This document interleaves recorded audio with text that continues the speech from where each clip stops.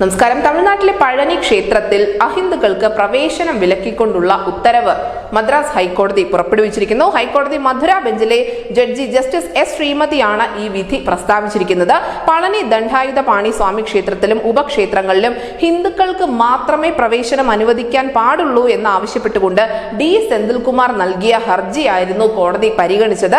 ക്ഷേത്രങ്ങൾ പിക്നിക് സ്പോട്ടുകളല്ല, അഥവാ വിനോദസഞ്ചാരത്തിന് വേണ്ടിയുള്ള സ്ഥലങ്ങളല്ല എന്ന് പറഞ്ഞ കോടതി പ്രവേശന കവാടങ്ങളിൽ കൊടിമരത്തിന് ശേഷം അഹിന്ദുക്കൾക്ക് പ്രവേശനം വിലക്കിക്കൊണ്ടുള്ള ബോർഡുകൾ സ്ഥാപിക്കാൻ കൂടി ബന്ധപ്പെട്ട വകുപ്പുകൾക്ക് ഇപ്പോൾ നിർദ്ദേശം നൽകിയിട്ടുണ്ട്.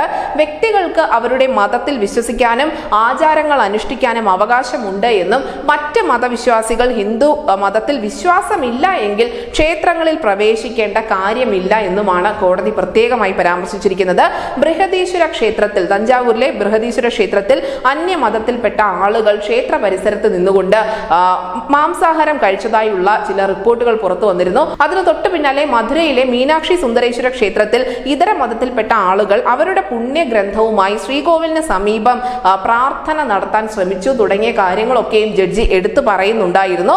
അങ്ങനെ ഹിന്ദുക്കൾക്ക് ഭരണഘടന ഉറപ്പു നൽകുന്ന മൗലിക അവകാശങ്ങളിലേക്കുള്ള കടന്നുകയറ്റമാണ് ഇതൊക്കെ എന്ന നിരീക്ഷണം കൂടി കോടതിയുടെ ഭാഗത്തു നിന്നും ഉണ്ടായിരിക്കുന്നു. നിലവിൽ എന്തായാലും പഴനി ക്ഷേത്രത്തിൽ ഹിന്ദുമതത്തിലെ ആചാരങ്ങൾ തന്നെ പിന്തുടരണമെന്നും അതേസമയം തന്നെ ക്ഷേത്ര ആചാരങ്ങൾ പാലിക്കുകയും അതിനെ ബഹുമാനിക്കുകയും ചെയ്യുന്ന ആളുകൾക്ക് സന്ദർശനം അനുവദിക്കണമെന്നു കൂടി കോടതി വിധിയിൽ പറയുന്നുണ്ട്.